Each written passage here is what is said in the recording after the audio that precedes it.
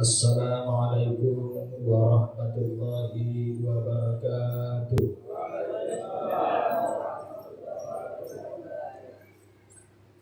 Innal hamdalillah wa syukrulillah asyhadu an la ilaha illallah wahdahu la syarika lah wa asyhadu anna sayyidana Muhammadan abduhu wa rasuluh, amma ba'du. Bapak-bapak, ibu-ibu, hadirin wa hadirat yang dirahmati Allah, pada bosan-bosannya kita panjatkan puji syukur kehadirat Allah Subhanahu wa taala yang mana pada malam ke-11 ini, artinya sudah 10 hari kita melaksanakan ibadah puasa. Saya melihat wajah bapak-bapak, ibu-ibu pun sudah mulai letih, entah letih puasa, entah letih tarawih, bisa jadi letih menengok Ustaz tiap hari. Nah, tapi mudah-mudahan bersabar dan berdoalah semoga Allah senantiasa memberikan kesehatan kepada kita untuk dapat menghidupkan malam-malam Ramadan kita ini. Salawat dan salam kita lihatkan kepada Nabi kita, Nabi besar Muhammad sallallahu alaihi wasallam. Allahumma shalli ala sayyidina Muhammad wa ala ali sayyidina Muhammad. Bapak Ibu, pada malam hari ini judul yang ditetapkan kedua mandau adalah ghibah dalam berkomunikasi dan bermedsos. Medsos ini media sosial Bapak Ibu, handphone berarti ya.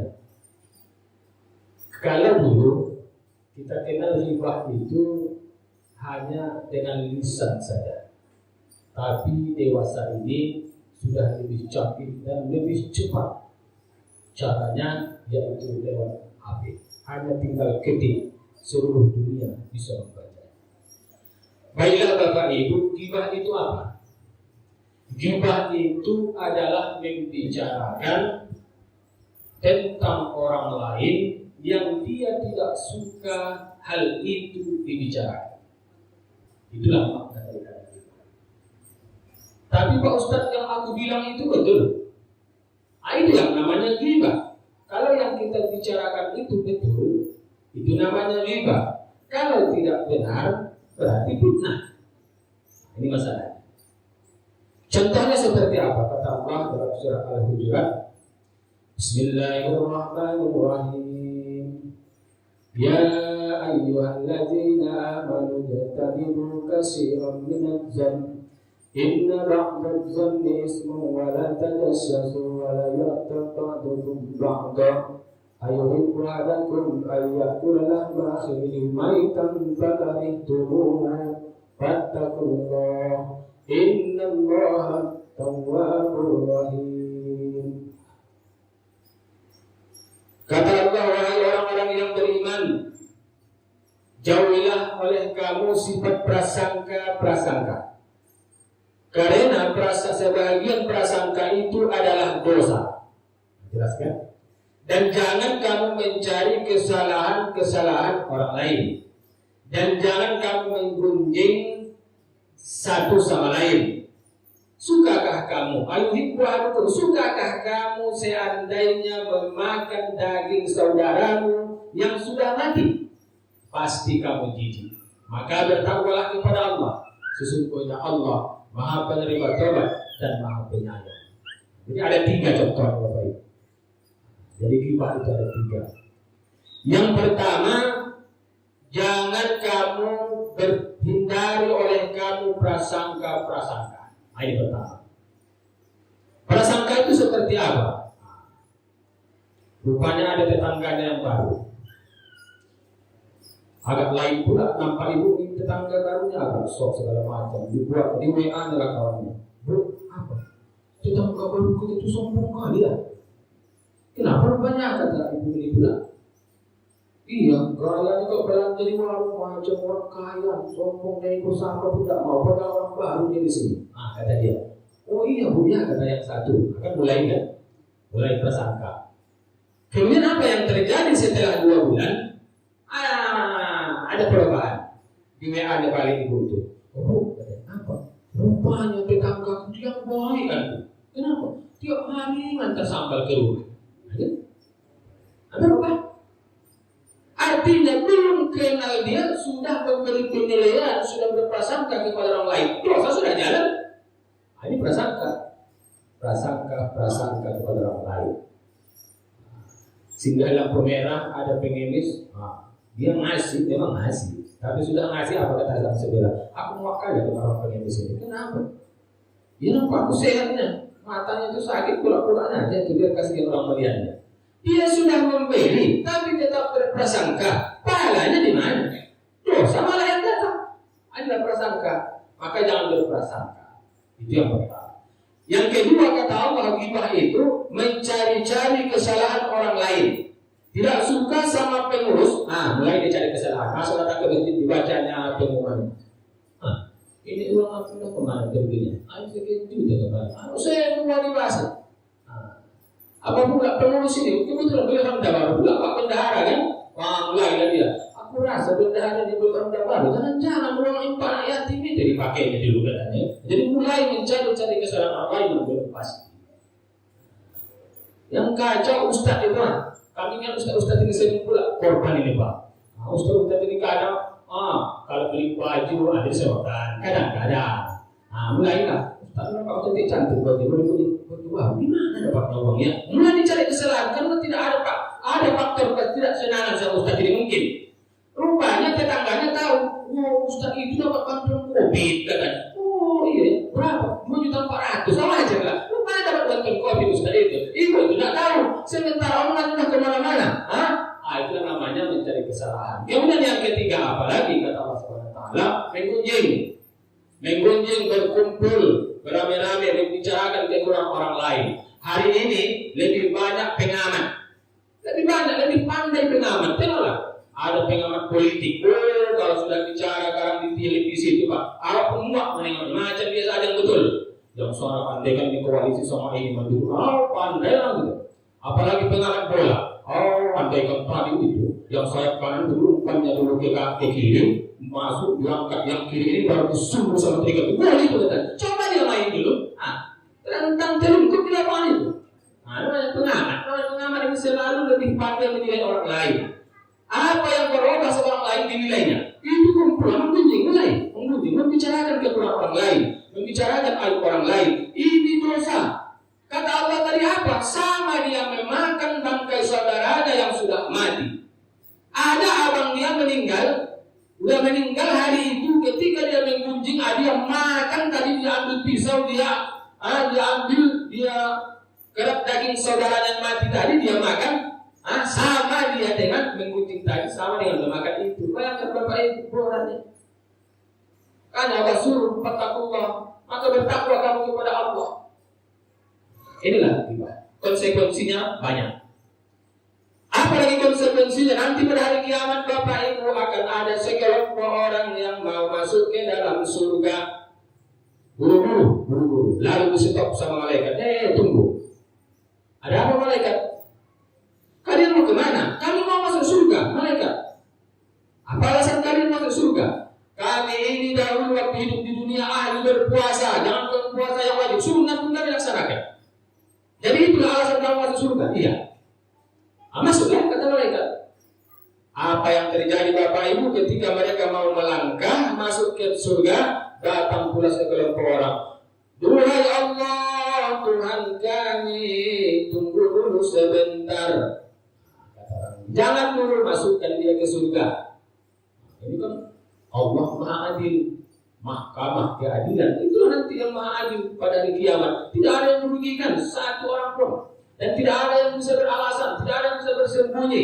Al-yawma nakhtimu ala afwahihim wa tukallimuna aydihim wa tashhadu arjuluhum bima kanu yaksibun. Padahal itu sudah tertutup semua mulut ini. Hanya tangan yang berbicara, kaki yang beri kesaksian tentang apa yang dikerjakan semasa hidupnya. Mulailah.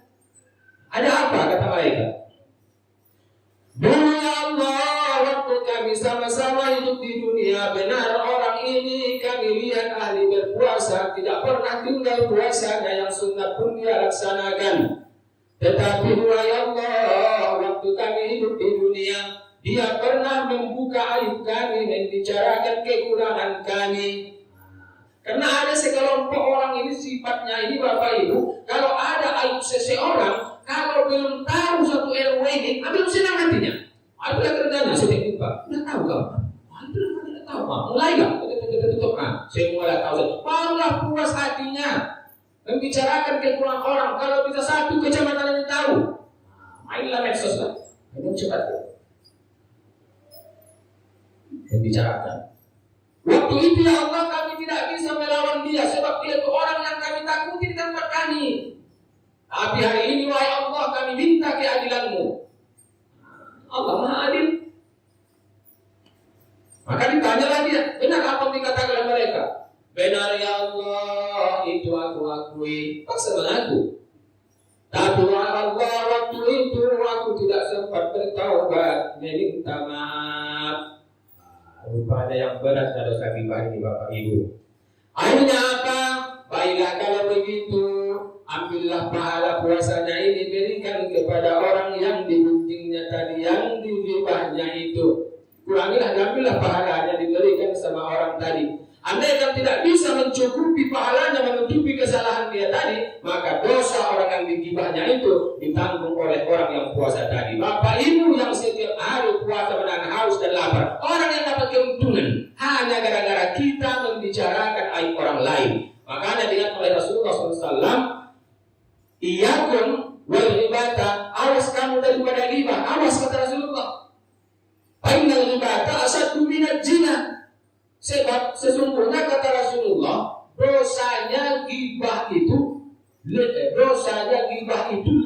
berat daripada berzina. Bayangkan Bapak Ibu, ghibah ini membicarakan kekurangan orang lain, membicarakan aib orang lain, ternyata dosanya lebih besar daripada berzina. Kalau gitu boleh zina bukan? Maksudnya bukan itu Bapak Ibu.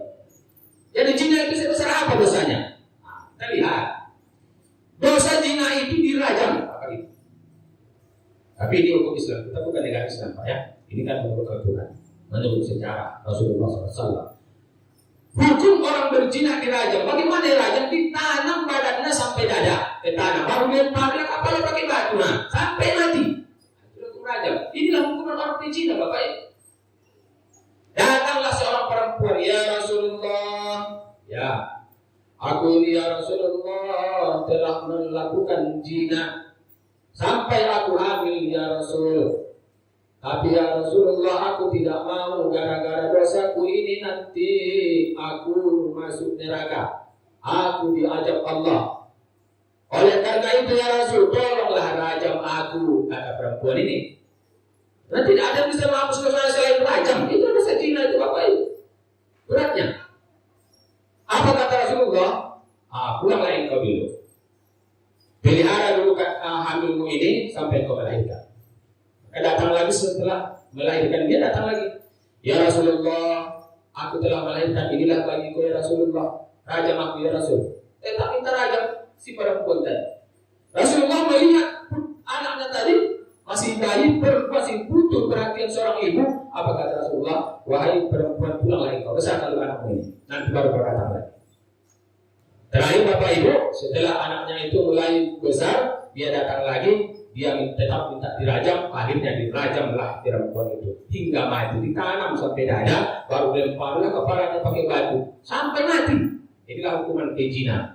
Begitulah beratnya hukum berzina itu Bapak Ibu. Makanya jangan dekat-dekati zina, jangan. Tapi meskipun berat dosa zina itu, lebih berat dia menggibah, lebih berat. Fa'innal ghibata asaddu minaz zina, kata Rasulullah. Lebih berat lagi dosa orang membicarakan aib orang lain, membuka-buka kesalahan orang, mencari-cari kesalahan orang lain. Semua orang tahu, terus dia puasa terus, sholat terus. Ada yang protes, ya Rasulullah, kenapa begitu beratnya dosa orang menggibah?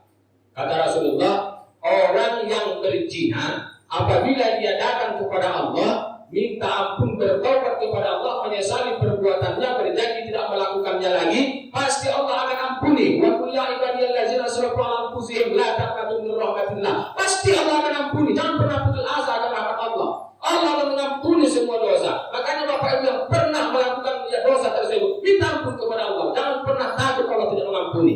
Pasti Allah akan ampuni. Tapi kata Rasulullah SAW, ketika seseorang menggibah, ketika seseorang membicarakan aib orang lain, kekurangan orang lain, mencari kesalahan-kesalahan orang lain, ini tidak akan diampuni oleh Allah SWT dosanya itu sebelum dia datang minta maaf kepada orang yang digibahnya tersebut. Berapa? Yang selirnya udah pindah pula orang yang kita gibahin. Kemana pindah kalian? Carilah sampai dapat. Makanya jangan coba-coba menggibah bapak ibu. Gibah ini berat, hukumnya haram. Lebih berat daripada dosa zina. Dosa zina, kalau zina itu termasuk dosa besar. Nomor termasuk dalam lingkaran 7 dosa besar zina. Tapi lebih berat lagi dosa gibah. Hati-hati. Oleh karena itu bapak ibu yang berbahagia, tentunya sebagai orang Islam yang beriman, tentunya kita ingin seluruh ibadah-ibadah kita ini jangan sampai terganggu dan diterima oleh Allah Subhanahu wa taala. Oleh karena itu hindari sifat-sifat iri hati, sifat-sifat benci. Hati itu jangan dibiasakan untuk selalu berprasangka-prasangka kepada orang lain. Kata Allah Subhanahu wa taala tersebut tadi bahwasanya 3 ini marilah kita hindari. Pertama yaitu berprasangka, yang kedua mencari-cari kesalahan orang lain, dan yang ketiga menggunjing. Hindari dalam hidup kita. Mudah-mudahan kita selamat daripada dosa tersebut. Demikianlah yang dapat saya sampaikan. Mudah-mudahan bermanfaat kita bersama. Wassalamualaikum warahmatullahi wabarakatuh.